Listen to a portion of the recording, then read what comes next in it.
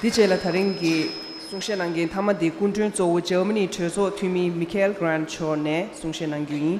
May I invite our chief guest, Michael Grant, Honorable Member of Parliament and Parliamentary State Secretary, Germany, to deliver his address. Tashi Dele, dear friends, Your Holiness, esteemed Sikyong of the Central Tibetan Administration in India, dear Penpa Tsering, esteemed honorable members of the CTA, dear colleagues of the Tibetan Parliament in exile, esteemed honorable representatives of the Republic of India, esteemed guests from all over the world, and last but not least, beloved and dear Tibetans. Please allow me to begin with a confession. Surely not only for me, who is coming from Europe, to come here to Dharamsala feels always and is always a bit like coming home. It's coming home because you, the Tibetan people, the nation of Tibet, have such a dear place in our heart. It's coming home because the world has learned over these past decades how great the impact of the Tibetan nation from the top of the Himalayas on the whole world has become. And it means coming home because we share the same values of humanity, of civilization, of kindness, and of common struggle for peace and justice. From the Tibetan nation, that powerful signal has been sent out since 1959. It has been heard and seen all over the world. That message, clear and powerful, says every nation, every culture, every religion has a God-given right to live and to prosper under God's blessing. And dear friends, no one will succeed to suppress or to destroy that precious civilization of our common humanity. That is the people and the nation of Tibet. So the world has come to wonder, and the world has come to discover how strong that peaceful power of Tibet has become. For thousands of years, you have cultivated, you have cherished, and you have taught that power of peace and kindness. You have not only taught it and lived it on the top of the world, up here in the Himalayas, where you, I'm absolutely convinced, will be returning in joy and glory someday.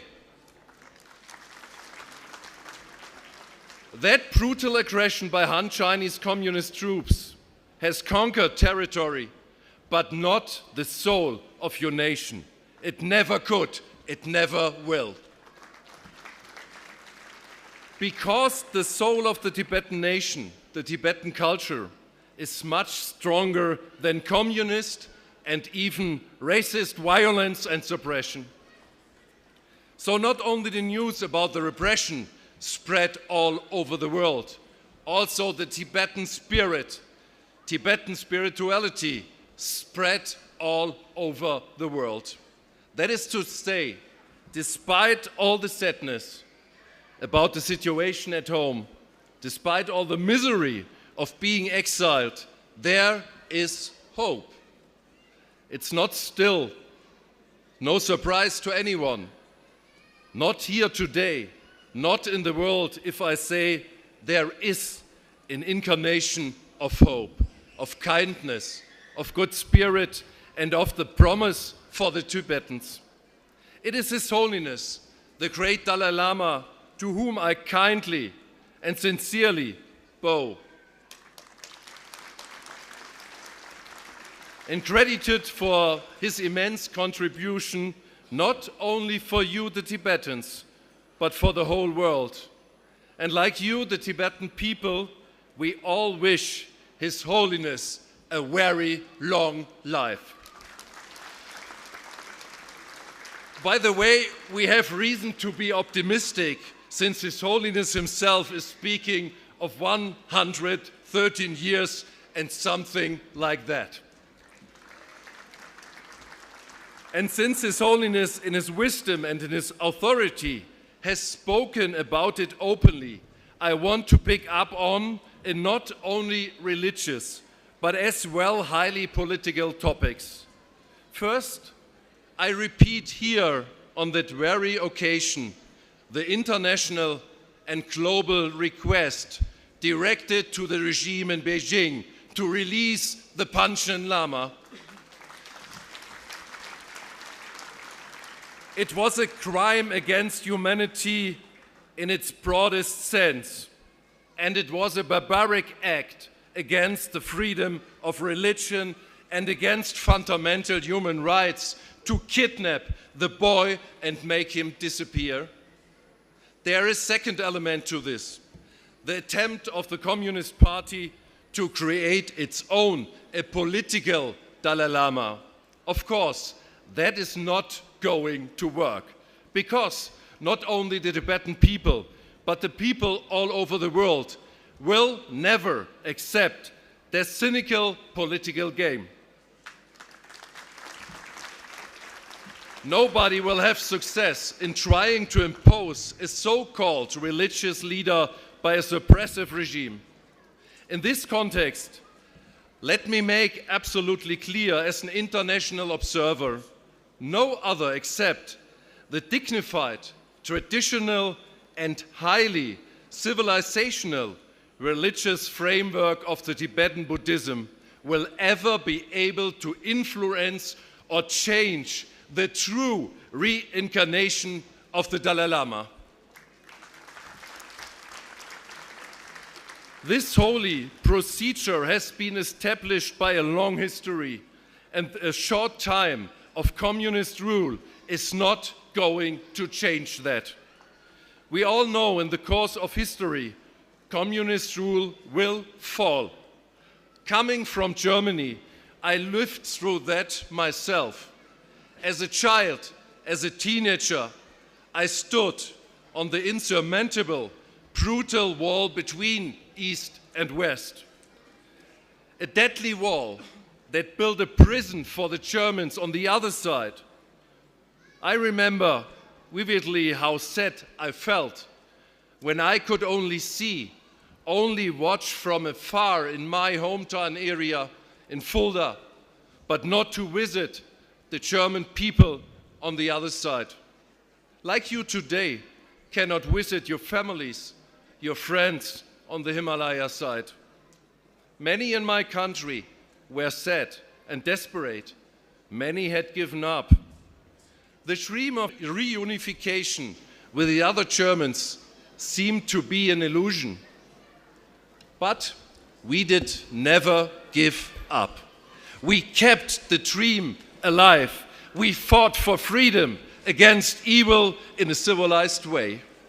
And when history gave us the chance, when the communist system in East broke down, when liberty and justice prevailed, we had our moment in history. At this time in 1989, it was the year when His Holiness the Dalai Lama visited Germany. The wall came down, as we say in Germany. And that, dear friends, that was a day flooded by emotions, by compassion, by joy, by love, and talk while getting together again. Thinking of this commemoration today, I thought of something special. I thought it might be a nice symbol to bring you a small, original piece of that once insurmountable wall that was meant to stand forever, but crumbled and crashed within days. Here it is. Here it is, a symbol of freedom, a symbol of power of hope, for the power of humanity, for victory of freedom over evil.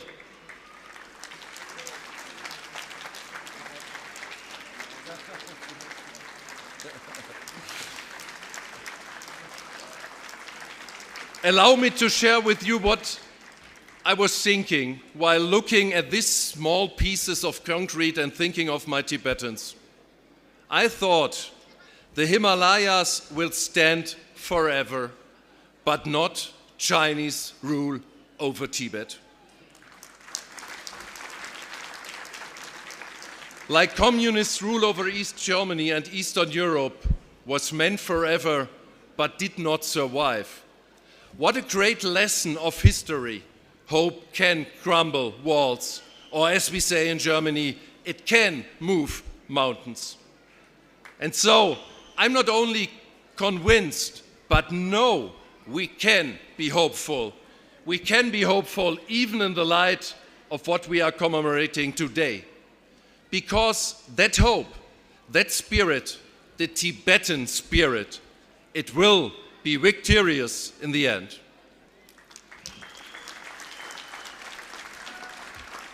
And when it finally will be victorious, that will be another historic, joyful, peaceful, and wonderful day. On that day, Tibet and the Tibetan nation will be free. On that day, Tibetans will get home. On that day, Tibetans will rejoining and rejoicing.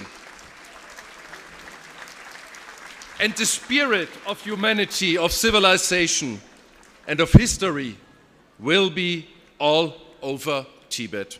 The roof of the world, the land of snow, and of the lovely snow line. I thank the Tiba for the performance yesterday night. It was wonderful and grateful.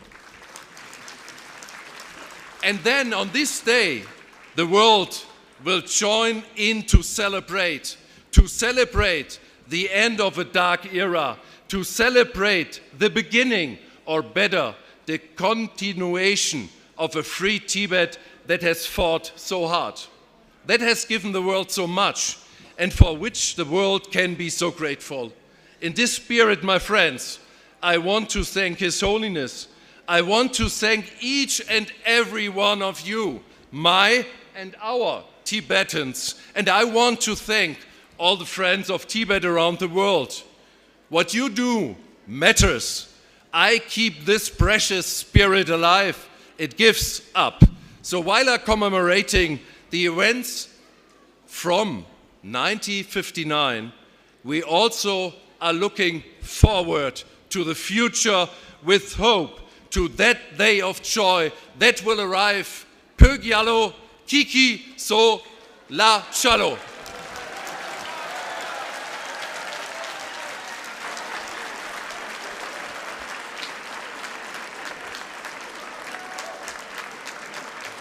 Thank you.